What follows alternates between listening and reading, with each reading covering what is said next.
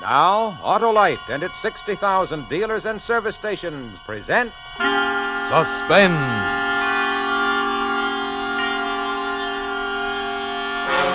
Tonight, Autolite brings you Mickey Rooney in The Lie, a suspense play produced and directed by Anton M. Leader. Friends, get in step. Get a rep for pep. Get Autolite resistor spark plugs, and do it now. Replace those narrow gap spark plugs with wide gap Autolite resistor spark plugs. Your engine will idle smoother, give you better performance on leaner gas mixtures, actually save gas. That's right, actually save gas. Because those wide gap Autolite resistor spark plugs give you better performance on leaner gas mixtures. Autolite regular type spark plugs have long been standard factory equipment on many leading makes of cars and trucks. And now six of these leading makes of cars and trucks have switched to new Autolite resistor type spark plugs for factory installation on their new 1949 models. The new Autolite resistor spark plugs are the spark plugs of today and the future. Remember, you're right with Autolite.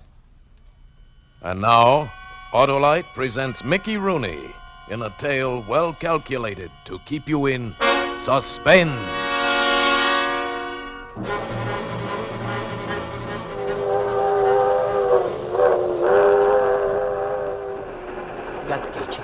You got the gate. Oh, shut up! I've been kicked out of better colleges. Son, why don't you leave that bottle alone? I know it's none of my business. Are you my father? Well, of course not. I'm only trying Well, then don't call me son. And you're right. It's none of your business. Why, you fresh pup. If I were your father, I'd be ashamed to admit it. I watched where you got on, and it's in the middle of the semester. Bounced out on your ear, weren't you? I know your type, taking everything you can get from the old man and not giving anything back, only grief and gray hair. Ah, shut up! Mansfield, next station, stop Mansfield. Put away that bottle, kid, you're home. Mansfield.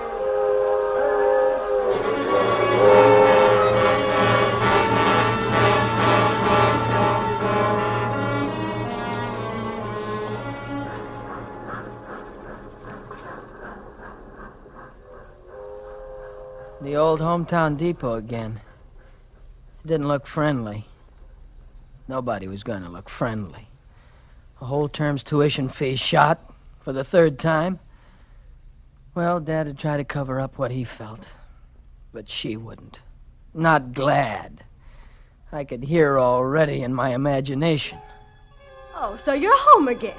Guess you found out it was all a waste of time. They couldn't teach you anything at college. Maybe they ought to change things. Maybe they ought to learn from you. But make them pay, Marty, dear. Make them pay. Maybe we get back some of the money you've wasted. What do you think you are, a rich man's son? Oh, I knew you from the day I married your father. And I expect to see the day when I have to send you cartons of cigarettes up to the pen. Well, I was going to hear it again.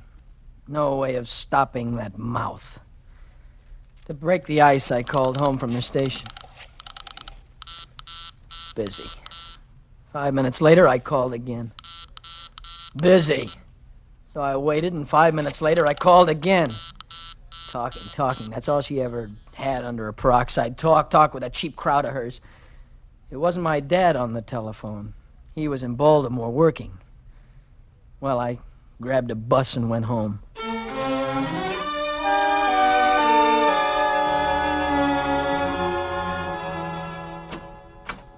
Glad? Hey, Glad, it's me. Hey, Glad! It's your loving stepson. Look at that. Didn't even bother to hang up the telephone. What a woman. Hello? What's that? Hello? Who is it? It was a man. It would be, with her. Heard my voice, thought it was Dad, and hung up. Dad had come home early today. Plenty of signs. There was the paper he always picked up in Baltimore. Cigarette stub, and I knew it was his. It was that awful Turkish brand he'd been smoking since before I was born. No one else could stand. Yeah, he came home early. They must have gone out. I wandered into her bedroom. No reason, just wandered. You know what I saw? She was curled up on the bed. Yes, glad, curled up on the bed, sort of cuddling. No makeup. Her hair all glued up with that bleach stuff of hers, and she was dead. But dead. Somebody had broken her neck. If ever a man deserved a break, it's my dad. If ever a man deserved a decent, loving wife like my real mother, if ever a man deserved the kind of son fathers dream about instead of the mutt, the rat I was turning out to be.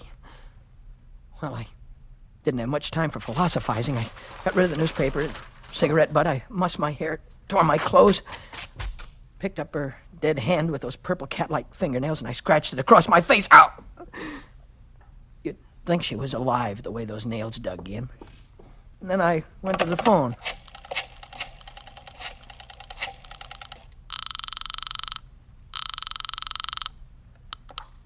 Police headquarters. Hello, this is Martin Donovan calling from 22 Beach Street South. Yeah?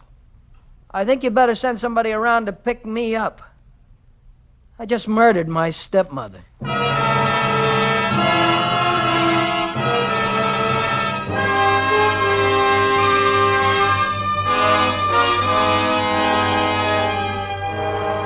For Suspense, Autolite is bringing you Mickey Rooney in radio's outstanding theater of thrills, Suspense.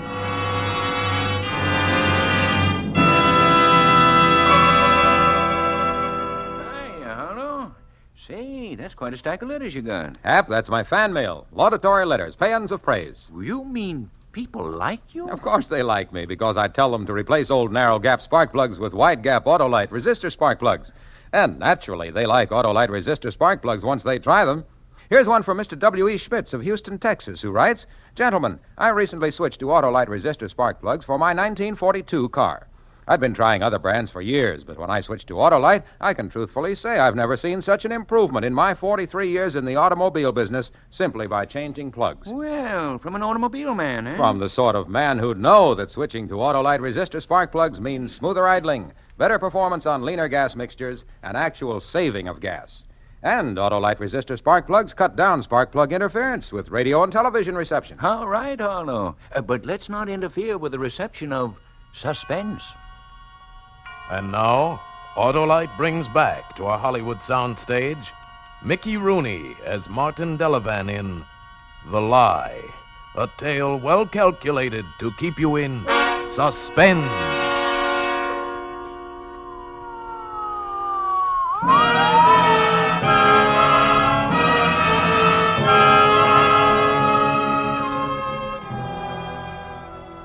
Don't get cocky with me, young fella.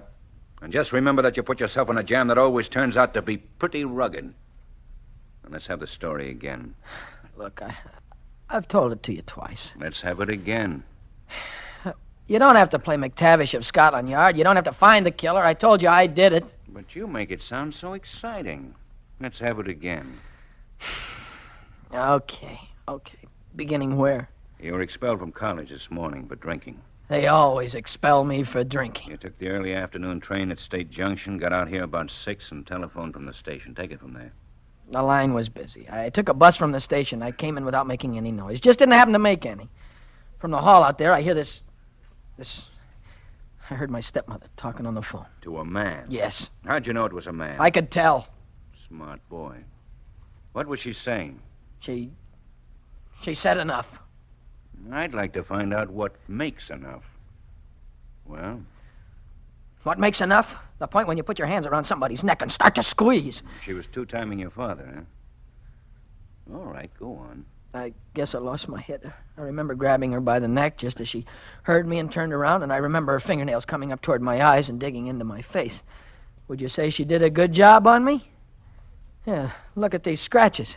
You did a better one on her. Well, this about checks with what you said before. Good for me. You don't want to change anything? I want you to take me downtown and book me. There's no hurry. I want you to reenact this for us before a motion picture camera. Movies? Huh, that'll be fun.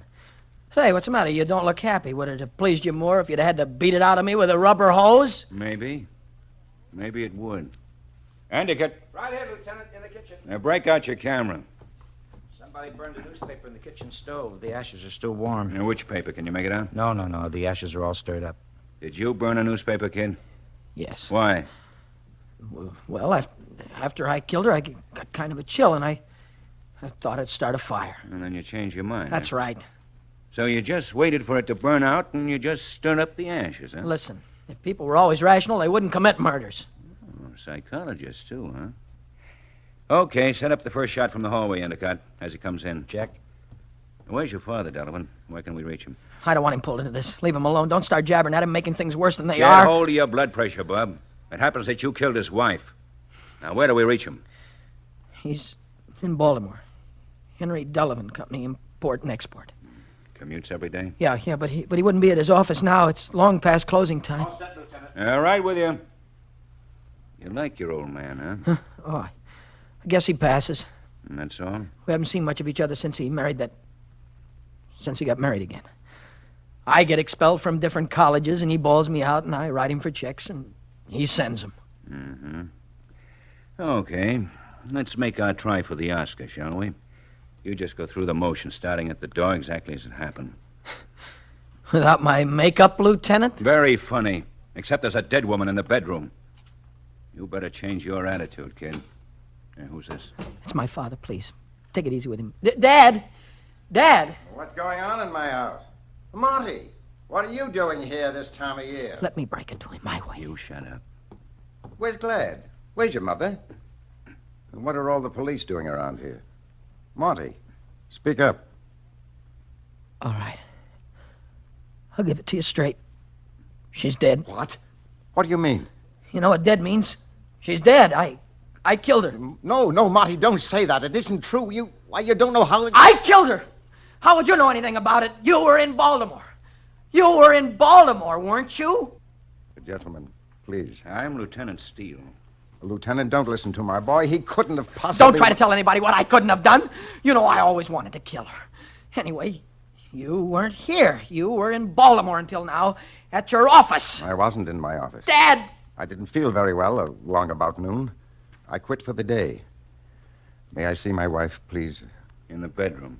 And what did you do for the rest of the day, Mr. Donovan? You don't have to answer that, Dad. You don't have to say anything. I've signed a full confession, Dad. I went to a Turkish bath, and I stayed there for several hours. Yeah, we can check that easily enough. Of course. I'm sorry to say that my son is right, Lieutenant. I wasn't here. When you commit a crime, it's as though someone snapped a switch and the sun went out. Now you live in shadow. You wear faded blue denims with your number on them. You're surrounded by so much iron, doors and bars, and the bed you sleep on. You weigh every word before you say it, because it might make the difference between living and dying. Most of the time, you're angling to live. By the time I was through, I'd made sure I would die.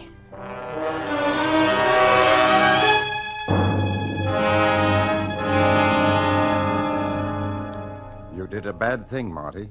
Why did you do it? The important thing is that I did it. That's what we've got to keep remembering. Now, don't let me down. You haven't said anything, have you? About what? About you. Well, what's there to say? What's there to... Oh, I get it. Swell. We'll keep it that way. Oh, I suppose I ought to be able to understand what you're trying to say, Marty, but I can't. I'm so confused. They keep hammering away at me, trying to break down my story, where I was, and... Well, that Turkish bath routine wasn't very bright. They can check on that, Dad. They did. There's no question about that, Marty. I was there. When? All that afternoon, from 2 until 5. Who says you were there? Besides yourself? Well, the clerk, the attendants, the rubbers. Now, they all know me, Marty. I've been going there every Wednesday for months. This couldn't be true.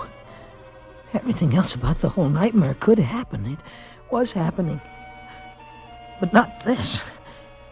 He had killed her. He must have killed her. I'd hung a perfect frame on myself because he did it. What's the matter, son?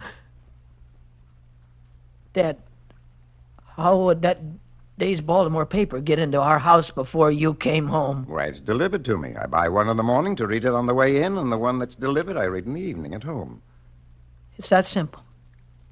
And I suppose you're going to tell me that since I've been away, Gladys learned how to smoke those Turkish blowtorches. No, but, well, you know how chain smokers are, son.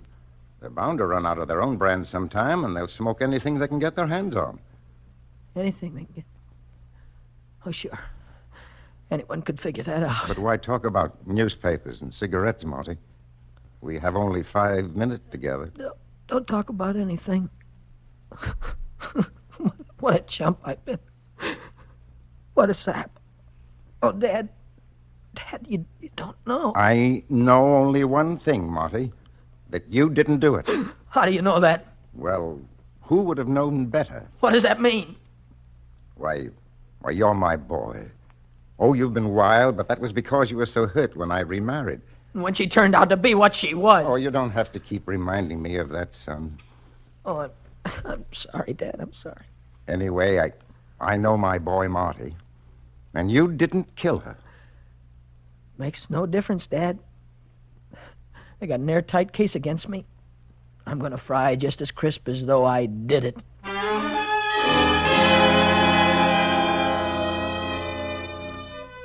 I never thought for more than a second that you killed her, Marty. The way you kept jabbering. You were in Baltimore. I was here. You were in Baltimore.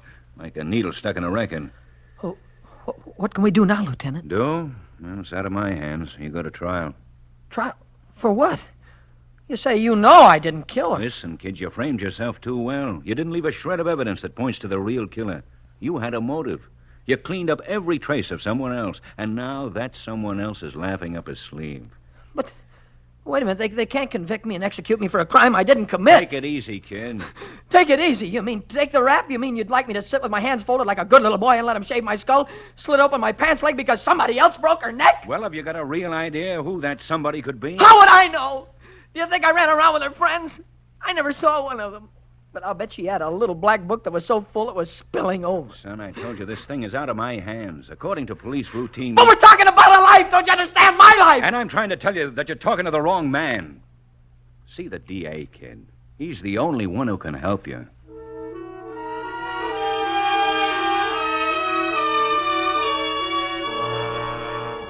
Every word of my confession was a deliberate lie, sir.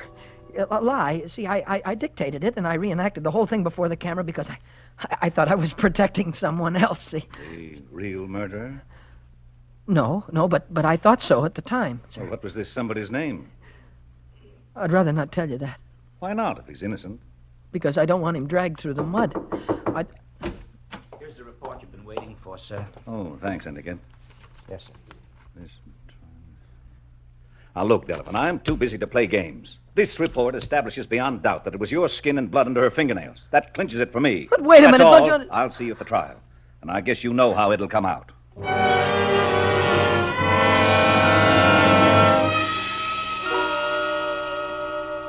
So callous was this killer, so conscienceless, that not only did he freely admit his guilt, he willingly reenacted the whole ghastly thing before the police department's camera, as you've seen.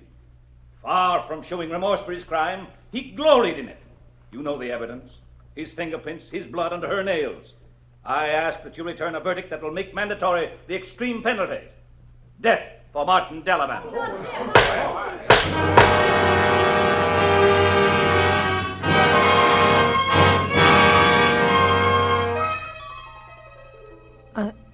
I'm going to die. Dad, find a way out for me, will you? I don't know Will you where find a to way? turn, Marty. I'd give my life to save you. Would you, Dad? Would you sometimes, people just use that expression. I sometimes wonder if they really would do a thing like that. Isn't that what you did for me? It's such a shame, Marty, that this should happen to us because of her. The only good thing she ever did was to bring us together again. By dying. Then you knew all about her. For a long time. But I kept hoping... Well, maybe she didn't appreciate you, Dad, but... but I do. You're not so bad yourself. Dad, Yes? it's probably too late, but... one part of my story was true. She had been talking to somebody. What?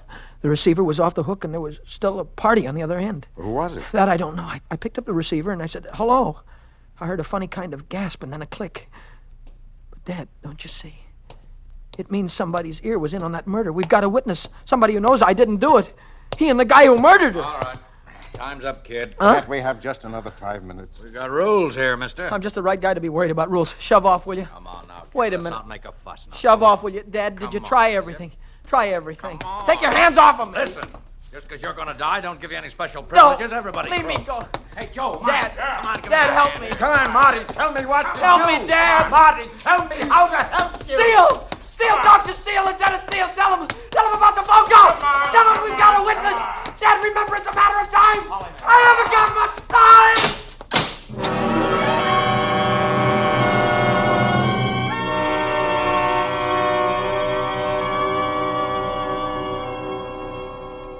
Now, look, Miss Jane, a boy's life depends on this, and we haven't got much time either. Is there anything I can do to help? Fine. Now, let's see. It was around 6 in the evening when Marty Delavan got off the train and tried to call home. Uh-huh. He got a busy signal. Let's give ourselves a break and say it was the same party who was on the line when he came home. Could you trace that call? Well, I can try, Lieutenant. A call that long would have plenty of overtime on it. Well, stretch it out a little, kind of narrow down the field. Say 5 minutes before he called, another 10 before he gave up, another 10 to get out to the house on the bus, and then coming in, looking around, finding the receiver off the hook. Say 45 minutes. Oh, my gosh. What's the matter? I just happened to think. What if Mrs. Delavan put in that call? You'd have a record of it, but the charge would be on her bill. That wouldn't show the name of the person she was calling. Those are the breaks. I'll see what I can do.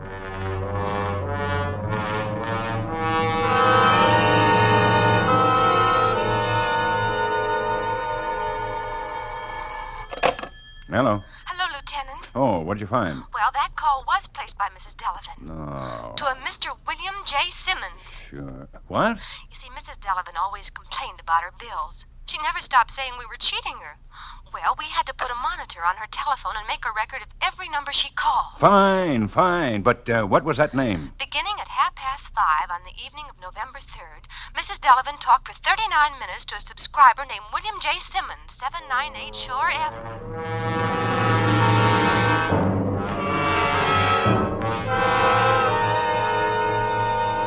Now, look, D.A., that kid isn't any of the things you called him in the courtroom. I know. And I couldn't stand by and see him fry for a murder he didn't commit. Steele, you're a fine detective, but a little too much of an optimist. Now, this weasel you brought in here, his story is only as good as the amount of proof you can attach to it. Look, I'm no weasel. I didn't want to get mixed up in this because I got a wife and kids, see? You know what it means if your wife finds out you've been playing around? Tell it into the dictograph. Huh? How do I start? With your name. William J. Simmons, 798 Shore Avenue. Okay. You were acquainted with Mrs. Gladys Delavan? Yes. You were in love with her? Well, in a way. Tell us what you heard over the telephone at 6 o'clock on the evening she was murdered. Well, we were talking, just talking, see, about how we felt. Suddenly I hear this guy's voice on the phone somewhere off in her house. He yells, "Where were you yesterday? We had a date, didn't we?" Then he comes closer, still yelling. What did he say? Oh, all kinds of stuff, names, things like that. Then she begins to scream, "Don't, Steve! Don't! You're hurting me, Steve!" I can tell he's got her by the neck. He's choking her. I can tell he's choking her.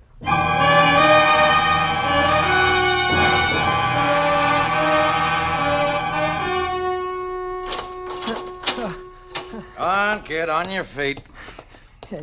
Is it time? Time for what? You know, Oh, I don't know anything. You're wanted in the warden's office. Come on. what's up? Search me. Hey, that's pretty good. I'm the guard, you're the prisoner, but I say you search me. Do you know who's with the warden? Well, that local Dick Steele, McTavish of Scotland Yard. a couple of other guys, and your old man. My father. What do they want with my father? Search me. Hey, I said it again.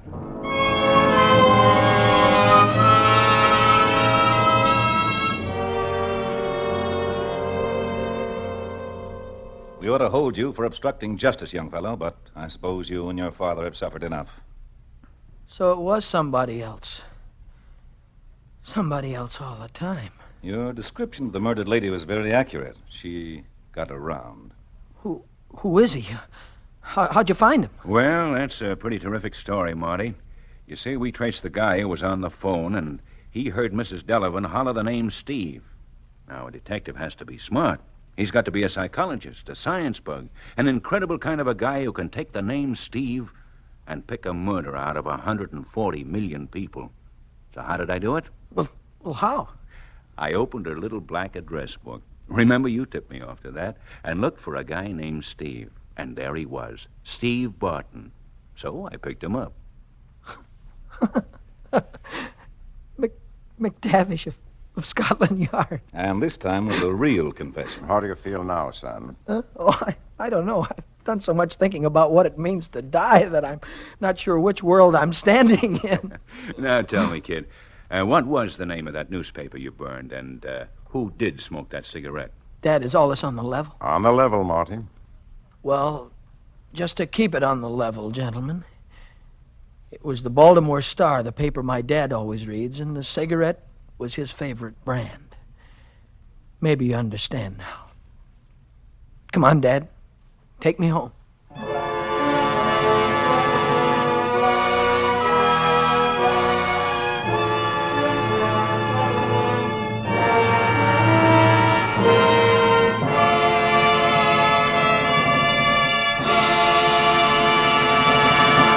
Thank you, Mickey Rooney, for a splendid performance. It was fun to do. Say, Harlow, I've heard great things about some new awards Suspense has received. Why, yes, Mickey. The Alfred P. Sloan Award for the outstanding radio program in 1948 promoting highway safety was awarded to CBS and Autolite last week. Well, say, wasn't that the Jimmy Cagney Suspense show of last December? Right, Mickey. And coincidentally enough, last week the National Safety Council announced a similar award to Autolite for the same program and for their promotion of safety on the highways. Oh, that's great going. And it reminds me, haven't I often heard an announcement on this show? Let's see, how does it go? Oh, yeah, I know.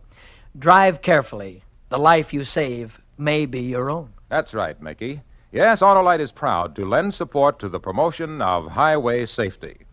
They're proud, too, of the more than 400 products for cars, trucks, airplanes, and boats that are made in 28 Autolite plants from coast to coast.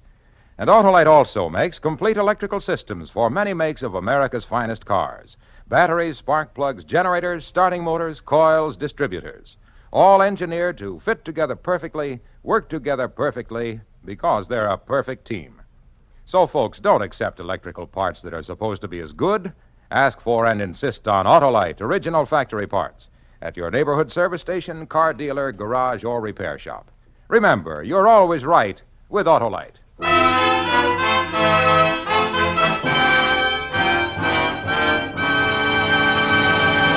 Now again, here is Mickey Rooney. It's been a real pleasure to be here, and I'll be listening next week when radio's outstanding theater of thrills presents Bob Hope in Death Has a Shadow.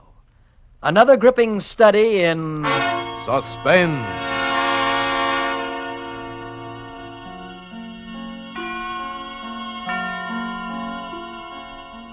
Mickey Rooney appeared by arrangement with Metro-Goldwyn-Mayer, producers of the Technicolor picture Little Women, starring June Allison, Peter Lawford, Margaret O'Brien, and Elizabeth Taylor.